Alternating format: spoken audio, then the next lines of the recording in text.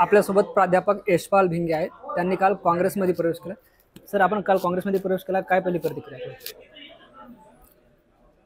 आज देशातलं वातावरण जर आपण बघितलं तर भाजप सरकार ज्या पद्धतीनं लोकशाहीच्या विरोधी वर्तन करीत आहे, त्यामुळं लोकशाहीवादी जे लोक आहेत ते सगळे आज काँग्रेसकडे आशेनं बघत आहेत.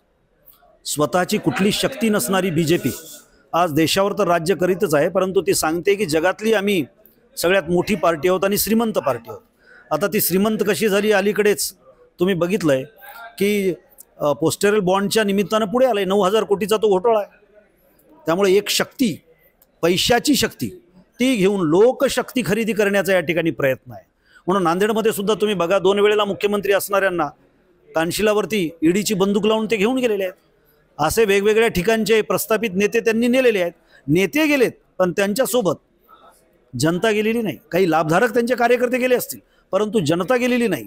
त्यामुळे ही जनतेनं हातात घेतलेली लढाई आहे. सर, आपला प्रवास जर बघितला तर वंचित बहुजन आघाडी, राष्ट्रवादी, BRS, आता काँग्रेस, लोकांचे म्हणजे राजकीय विश्वास आता कमी झाली असं वाटत नाही का तुमचं? मुळात आपण एक लक्षात ठेवलं पाहिजे की हा प्रश्न तुम्ही, ज्यांना या राजकारणामधून खूप काही मिळालेलं आहे, पदं मिळालेली आहेत, संपत्ती त्यांची वाढलेली आहे, त्यांना विचारावा असा प्रश्न आहे. परंतु ठीक आहे, मी एक भूमिका स्वतःपुरती घेतलेली आहे आणि ती म्हणजे एक रेष अशी ओढली, ज्याला तुम्ही लक्ष्मण रेषा म्हणा, की ती म्हणजे BJP आणि RSS याच्याकडे जायचं नाही. शेवटी आपलं जेनेटिक काय आहे आपण बघितलं पाहिजे. मी इतिहास फार आवडीनं वाचतो आणि इतिहासाचं आकलन करतो. माझं जेनेटिक जे आहे ते माझं जेनेटिक छत्रपती शिवाजी महाराज, अहिल्यादेवी होळकर, शाहूराजे, ज्योतिराव फुले, बाबासाहेब आंबेडकर, अण्णाभाऊ साठे यांनी घडवलेलं माझं जेनेटिक आहे.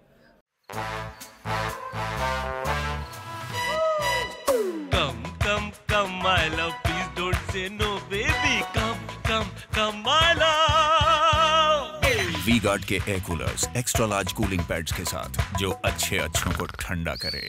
V-Guard air coolers, long lasting cooling. ही लढाई एक वर्गचेतना डोळ्यासमोर ठेवून हातामध्ये आम्ही घेतलेली लढाई आहे. मागच्या वेळेला तुम्ही म्हणताय तसं 19ला मी लढलो, मतांचं विभाजन झालं. सगळे लोक मला म्हणतात की तुम्ही मुख्यमंत्र्याला पाडलं. ठीक आहे बाबा, पाडलं, पण आणलं कुणाला? कुणाची शक्ती आम्ही वाढवली? तर ती शक्ती संघाची शक्ती वाढवली, BJPची शक्ती वाढवली. त्याचे परिणाम मागच्या 10 वर्षामध्ये आपण पाहतोय की नाही? म्हणून मागच्या 3 पिढ्यापासून आम्ही समाजवादी विचाराचे आहोत. माझे आजोबा स्वतः स्वातंत्र्य सैनिक होते, म्हणून आमच्यापुरती ही भूमिका आहे. आणि दुसरी महत्त्वाची गोष्ट म्हणजे राजकारण ही अतिशय पवित्र गोष्ट आहे. ते लबाडीनं करायची नसते. स्वतःची व्यक्तिगत संपत्ती वाढवण्यासाठी राजकारण नसतं. या भूमिकेचे आम्ही लोक आहोत. म्हणून आज फाटक्याचंच राजकारण आहे, कारण ज्याच्याकडे पैसे आहेत त्याच्यावर ईडी धाड पाडणार आहे. त्यामुळं मराठा समाजापासून ते अगदी आमच्या सर्वसामान्य छोट्या OBC पर्यंत गरीब कुटुंबामधली जी पोरं आहेत, जी राजकारणामध्ये धडपड करू इच्छित आहेत, त्यांच्यासाठी आज चांगले दिवस आहेत असं माझं मत आहे.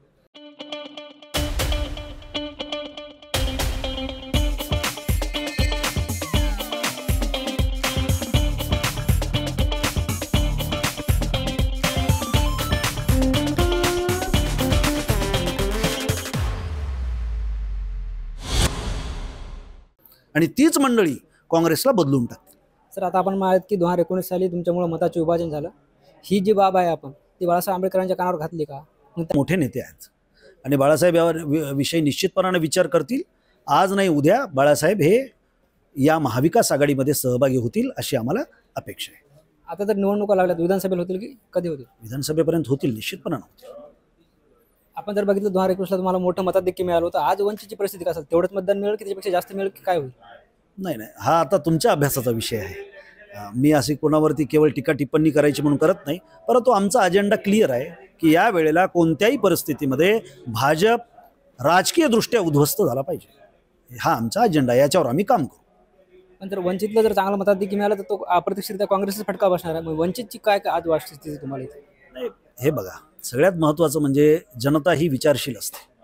जनतेला स्वतःचं एक पारंपरिक तत्त्वज्ञान असतं आणि ते घेऊन जनता निश्चितपणानं कृती करत असते. म्हणून मागच्या वेळेला त्याचे परिणाम काय झाले हे आंबेडकरवादी जनता सुद्धा ध्यानात घेते, बहुजन समाज पण ध्यानात घेतोय आणि सगळ्यांना आता कंटाळा आलाय. हो, BJP म्हटलं की अंगावर काटा यायला लागलेला आहे. एकानं तर काल परवा मला सांगितलं भाजपा म्हणजे भाड्यानं जमवलेली पार्टी आहे म्हणले. मग अशा पार्टीच्या विरोधामध्ये सगळे जर लोक असतील तर मला तुम्ही सांगा की मतांचं विभाजन होऊन ही मुख्य भूमिकाच राहणार आहे ना. त्यामुळे यावेळेला मला वाटत नाही की मागच्या वेळेला जो काही प्रतिसाद मिळाला तो प्रतिसाद यावेळेला मिळेल असं मला वाटत नाही. काँग्रेसच्या पक्षश्रेष्ठींनी तुम्हाला विधानसभेची तयारी करायची सांगितली अशी माहिती मिळते. कुठून लढणार आहेत विधानसभा? नाही, ते येणाऱ्या काळामध्ये आपल्याला निश्चितपणानं कळेल. राज्य पातळीवरचं कोणतं पद मिळणार आहे अशी माहिती आहे? ते पण कळालं आहे, ते पण तुम्हाला लवकरच कळेल. निश्चितच हे होते प्राध्यापक यशवंत भिंगे. ज्या विश्वासानं वंचित बहुजन आघाडीला 2019 साली मतदारांनी भरघोस दिलं, तो विश्वास आता मतदारांचा राहिला नाही अशा आशयाचं वक्तव्य त्यांनी केले. ज्ञानेश्वर लोंढे, TV9 मराठी, नांदेड.